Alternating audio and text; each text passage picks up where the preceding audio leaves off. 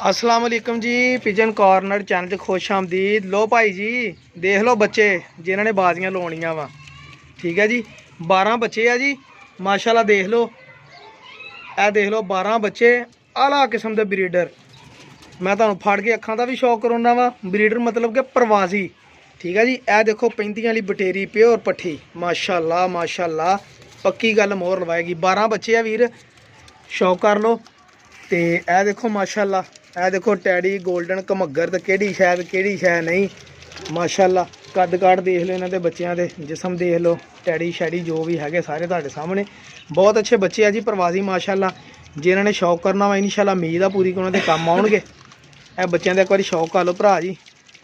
तो for sale आ जी, जिन्हें लैने हो देखो माशाल्लाह। टैडी बच्चे किड़े किड़े कद आ इन्हों के, देखो कस्सां इन्हां दियां ते चस्टां।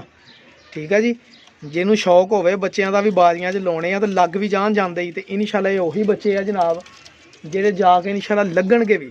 ए देखो तो नज़ारे भी कराउणगे जी। सही आ। 0306 70 85 028 ते WhatsApp कर दिओ जेह्ड़े भरा नूं चाहिदे होए। तो मैं इंशाल्लाह तुहानूं है ना इन्हां दे की कहंदे नूं अखां दा शौक कराउंदा वा। ए जरा देखो 2-4 बच्चों दी अखां देखियो तो तुहानूं पता लगे वाकई प्योर नस्ल आ। ठीक है जी। ये पहले तो देखो जी पर थल्ले करना। यह देखो एक पर का बच्चा जी काले पल्ले वाला। हूँ ये अख जरा गौर ना देखियो तुम माशाल्लाह।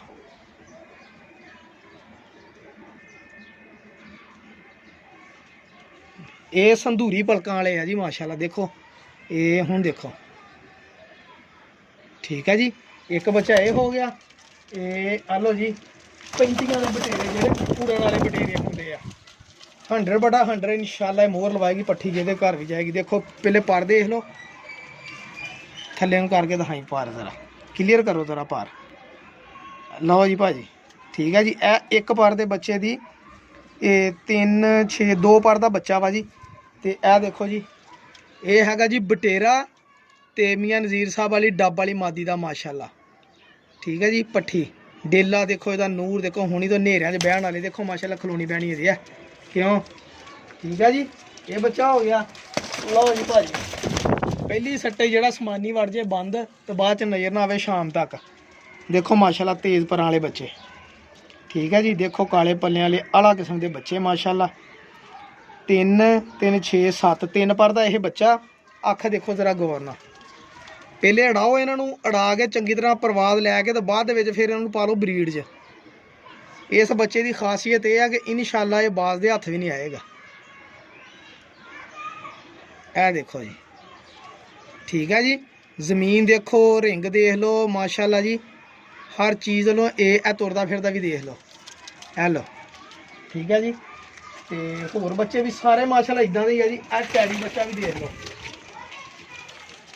ये ओए होए क्या हड्डी जोड़ है यार बच्चे का माशाल्लाह। इत्थे थल्ले दा मेरे भरा मंगते सी बाजियां लाउण लई।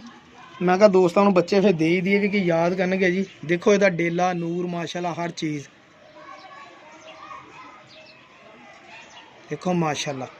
ठीक है जी, ए देख लो तुरदा फिरदा भी। सही है। ये मेरा भरा टोटल 12 बच्चे आ।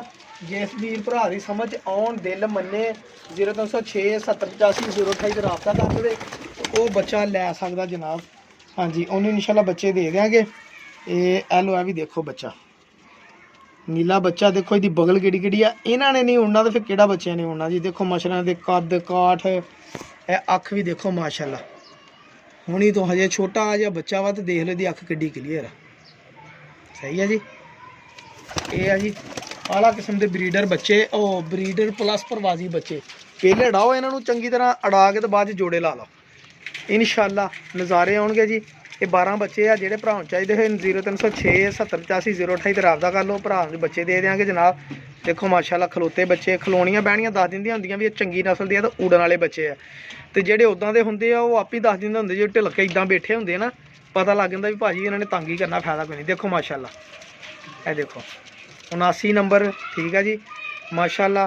15 नंबर 11 नंबर तो 33 नंबर तो 62 नंबर। दहशतगर्द 62 नंबर माशाल्लाह जी। दहशतगर्द आ गया जी, दहशत पा देगा। तो यह 24 नंबर माशाल्लाह। सारे बच्चे एक भी बच्चा माड़ा नहीं इंशाल्लाह।